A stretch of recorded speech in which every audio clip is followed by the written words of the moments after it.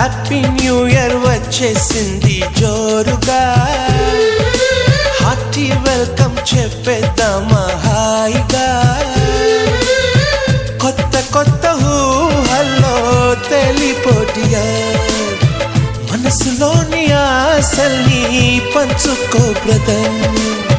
గుండెలోని భావాలు గుప్పుమన్న ఈ వేళ, కదిలల్లే కాలపు కన్నెకి టాటా చెప్పుదామా.